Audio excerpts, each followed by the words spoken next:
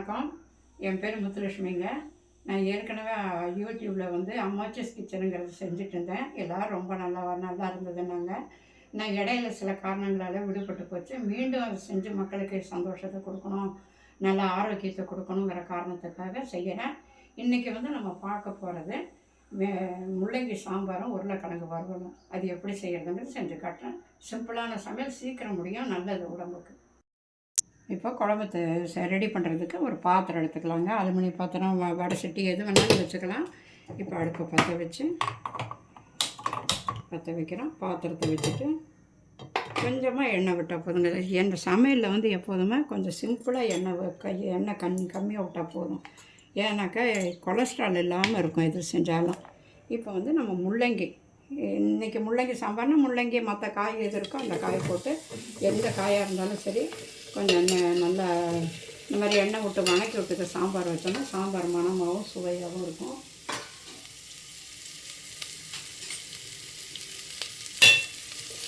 நல்லா கொஞ்சம் வணக்கி விடுங்க.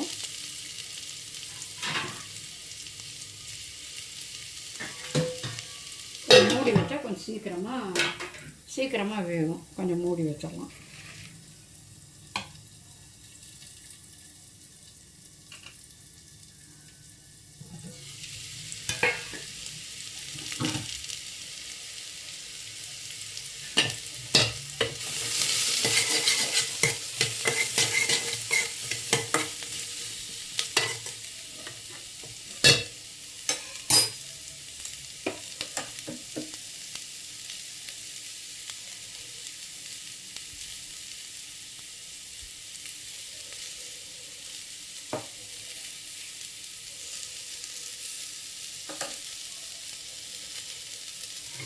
ஏன் இப்படி வணக்கி விடுறோம்னாக்கா காய்க்கு சீக்கிரமாக வெந்துடும், சுவையும் கூடுங்க. அதனால தானே இதை முதல்ல வணக்கிவிடும். எந்த காயாக இருந்தாலும் இப்படி பண்ணலாம், இல்லை தனியாகவும் சமைக்கிறதா இருந்தாலும் சமைக்கலாம். இப்போ கொஞ்சம் வேகட்டுங்க. கொஞ்சம் தண்ணி விட்டு வேக விட்டோம்.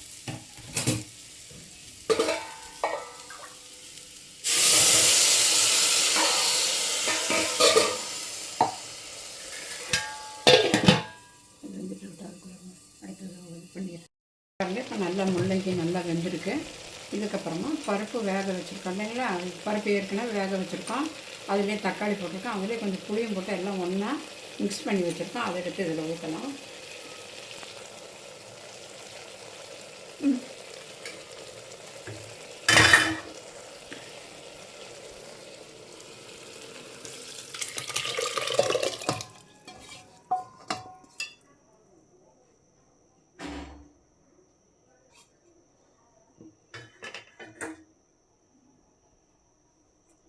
எல்லாத்தையும் நல்லா கலந்து விட்டுட்டு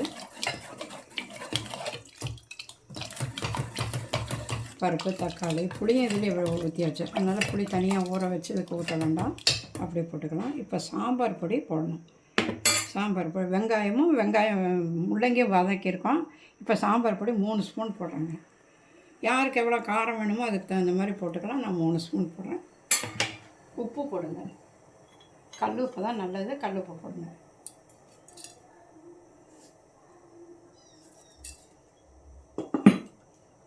போட்டு நல்லா 4 கொதி வரட்டும். வடகம் இருக்கிறவங்க வடகம் போட்டு தாளிச்சிடலாம். அப்படி இல்லாதவங்க வெங்காயத்தை நறுக்கி போட்டு அப்புறம் அதை கடுகு உளுத்தம் பருப்பு போட்டு 2 வெந்தயமும் போடுங்க, நல்லா மணமாக இருக்கும்.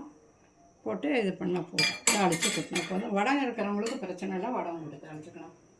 கொஞ்சம் பெருங்காயத்தூள் ஆட் பண்ணுங்கள். பெருங்காயத்தூள் எல்லா சாம்பாருக்கும் வாயுவுக்கும் நல்லது, அதனால் பெருங்காயத்தூள் போடலாம்.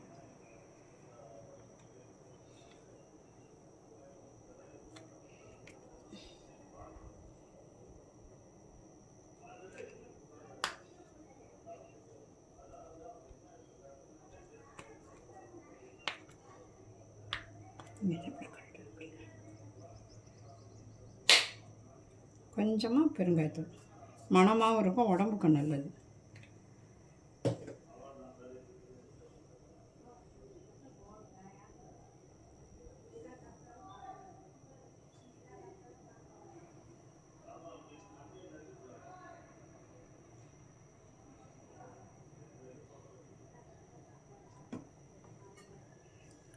நல்லா கலக்கி விட்டு ஒரு 4 கொதி வரட்டும், விட்டுருங்க. அப்படியே அடுப்புலேயே விட்டுருங்க. பாருங்கள், சாம்பார் ரெடி ஆகிடுச்சு. நல்லா கொதித்து ஒன்றா திரண்டு வந்திருக்கு பாருங்கள். வந்திருக்கு எல்லாம் பாருங்கள், இப்படி வந்திருக்கு. இனிமேல் இறக்கி வச்சு தாளிக்கணும். அவ்வளோதான். ருசியான சாம்பார் ரெடி ஆகிடும். நான் 2 நிமிஷத்தில் இறக்கி வைக்கணும் கீழே. இப்போ தாளிப்பு எப்படின்றது வச்சுங்க. எண்ணெய் காயிட்டும், கொஞ்சமாக எண்ணெய் ஊற்றுங்க.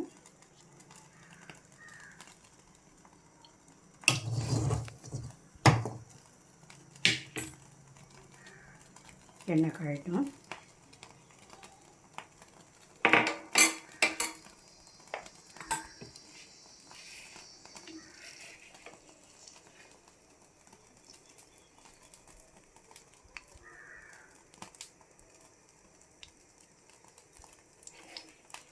எண்ணெய் காய்ஞ்சிருச்சு. இப்போ நறுக்கி வச்ச வெங்காயம், 2 வெங்காயம், சின்ன வெங்காயமோ பெரிய வெங்காயமோ எதாக இருந்தாலும் சரி, அது முதல்ல போட்டு இப்படி நிற்கவே மாட்டேங்குது.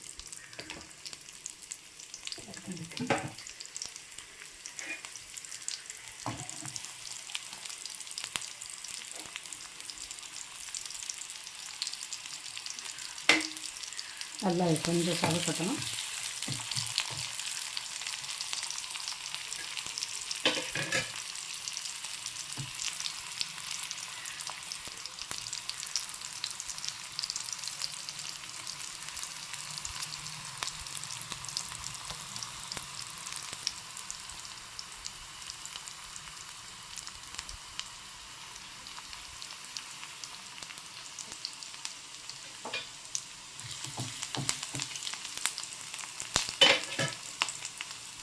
இப்போ இந்த வெங்காய வடகம் இருக்குது இல்லைங்களா, இதை போடலாம்.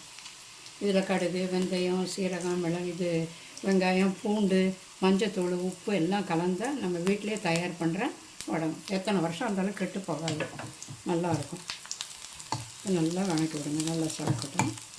அதுவும் இதுவும் சேர்ந்து வணக்கும்போது நல்லா சவந்து வரும். கருவேப்பிலையும் போட்டுக்கணும்.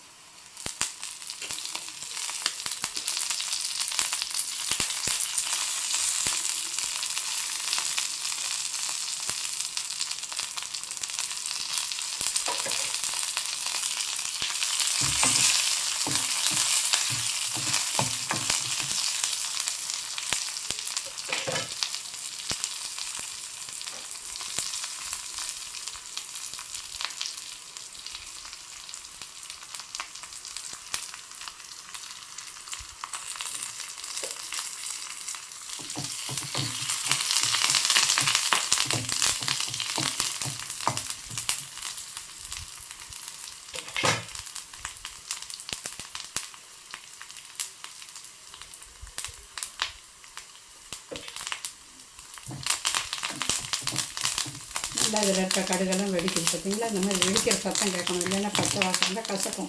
அதனால் நல்லா இப்படி வெடிக்க விட்றாங்க. வெடித்ததுக்கப்புறம் முடிஞ்சது இது அடுப்பு ஆஃப் பண்ணிடலாம். ரெடி பண்ணி வச்சுருக்கிறேன் சாம்பாரில் போட்டு நல்லா வச்சுட்டு இந்த மாதிரி சாம்பாருக்கெல்லாம் பச்சை கொத்தமல்லி கொஞ்சம் கிள்ளி போட்டால் நல்ல மணமாக இருக்கும். போட்டு மூடி வச்சிடணும், பரிமாறலாம். அவ்வளோதான். அருமையான சாம்பார், சுவையான மணமான சாம்பார், உடலுக்கேற்ற சாம்பார் ரெடி.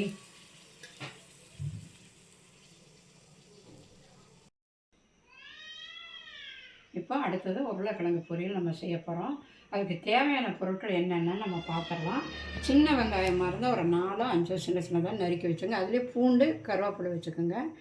எண்ணெய் போதுமான அளவு வச்சுக்கணும். கொஞ்சமாக இருந்தால் எண்ணெய் போதும். இது மிளகாய்த்தூளும் சாம்பார் பொடி கலந்து வச்சுருக்கேன். நல்லா மணம் கொடுக்குறதுக்காக சாம்பார் பொடி கொஞ்சம் போட்டிருக்கோம். தேவையான அளவு உப்பு, அரிசி மாவு வச்சுருக்கோம் கொஞ்சம் இந்த மொறுமொறு போடுறதுக்காக. உருளைக்கிழங்கு வேக வச்சு உரித்து நறுக்கி வச்சுருக்கோம். இவ்வளோதான். இப்போ செய்முறை பார்க்கலாம். இப்போ வானல் அடுப்பில் வச்சாச்சு. தேவையான அளவு எண்ணெய் விடலாம். கொஞ்சமாக எண்ணெய் விட்டுங்க. அப்புறம் தேவைன்னா கூட நம்ம அப்புறம் மேலே போட்டுக்கலாம். எண்ணெய் நல்லா காயட்டும்.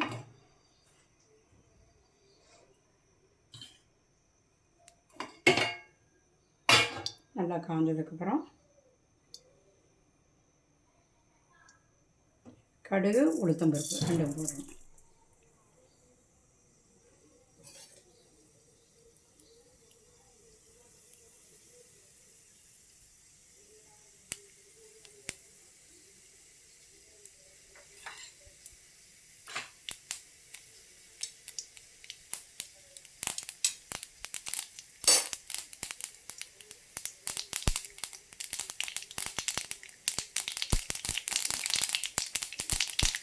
நல்லா வெடிக்க ஆரம்பிச்சிருச்சு. இந்த மாதிரி நல்லா வெடிக்க கடுகு எப்போதும் நல்லா வெடித்து வெளியே வரணும். அப்போ தான் அதுக்கு மணமும் இருக்கும், அதனுடைய உள்ளே இருக்கிற வாயு தன்மை வெளியே வரும்.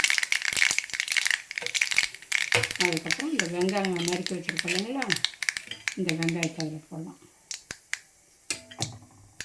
வெங்காயம், பூண்டு, கருவேப்பிலை.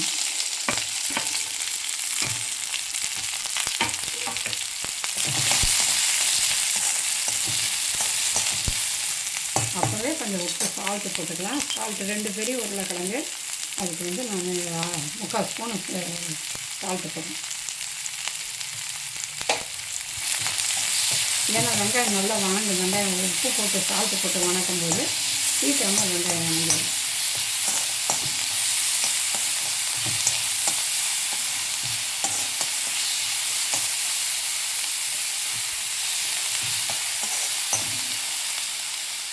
கொஞ்சோண்டு மஞ்சள் போட்டுக்கலாம்.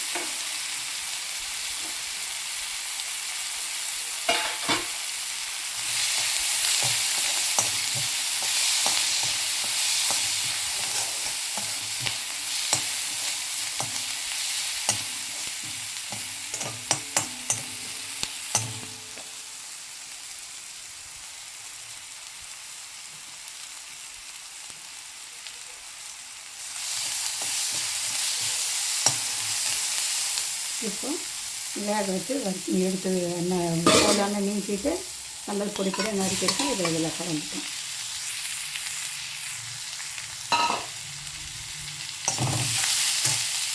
போட்டு கொஞ்சம் சிம்மிலே வைக்கலாம். மீடியத்தை கம்மியாக அனல் கம்மியாக வச்சோம்னா நல்ல முருகலாகும். இது பெரிய அடுப்பு வேணும்னால சின்ன அடுப்பில் வைக்கலாம்.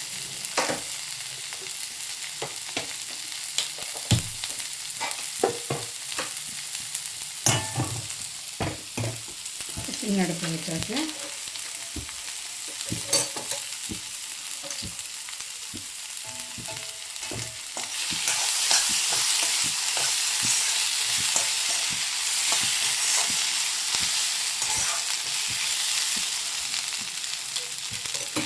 இப்போ இதோட நம்ம எடுத்து வச்சுருக்க மிளகாத்தூளும் சாம்பார் பொடியும் இதில் போட்டோம்.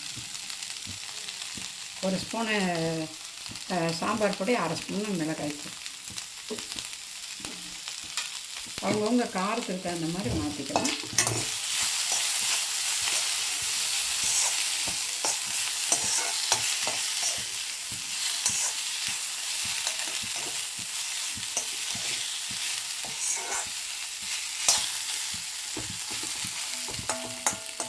கொஞ்சம் நேரம் ஒரு 5 நிமிஷம் அப்படியே விட்டு வைக்கலாம். கொஞ்சம் இந்த இப்போ பாருங்கள், உருளைக்கிழங்கு நல்லா வந்து எண்ணெய் கம்மியாக விட்டுருக்கோம். அந்த எண்ணெயை வந்து வெளியே கக்கிடணும். அதுக்கப்புறம் கொஞ்சம் அரிசி மாவு போட்டாங்கன்னா ஏன்னா ரோஸ்டாக இருக்காது. விருப்பப்பட்டவங்க 2 சர்க்கரையும் போடலாம், நல்லாயிருக்கும். அரிசி மாவு கொஞ்சம் 1 ஸ்பூன் போட்டால் போதும். 2 கிழங்குக்கு அதுக்கு தகுந்த மாதிரி நம்ம மாற்றிக்கலாம். நிறையா போட்டால் அதுக்கு தகுந்த மாதிரி.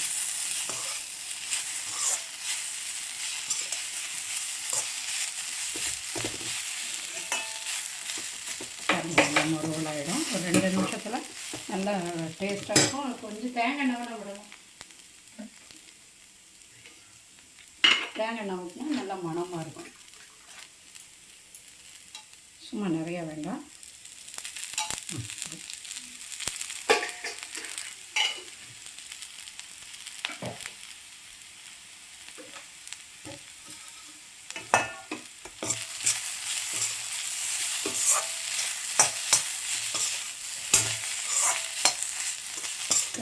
உதிரியாக இருக்குங்களா, இந்த மாதிரி பக்கத்தில் உருளைக்கிழங்கு, மரவள்ளிக்கிழங்கு, சக்கரவள்ளிக்கிழங்கு, ப்ரெட்டு எது வேணாலும் இந்த மாதிரி செஞ்சு சாப்பிட்லாம். ரொம்ப நல்லா டேஸ்ட்டாக இருக்கும். இப்போ சாம்பாரும் உருளைக்கிழங்கு வறுவலும் ரெடி.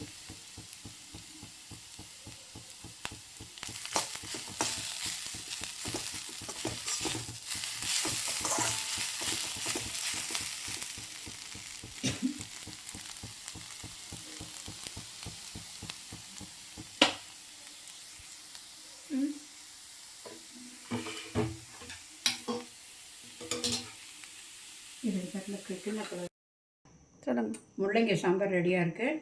அதுக்கு தொட்டுக்க மேட்சாக உருளைக்கிழங்கு வறுவலும் இருக்குது. நல்லா சாப்பிட்டு பார்த்துட்டு நீங்களும் இதை மாதிரி நல்லா செஞ்சு பார்த்து நிறையா சந்தோஷப்பட்டு சொல்லுங்கள். சப்ஸ்கிரைப் பண்ணுங்கள்.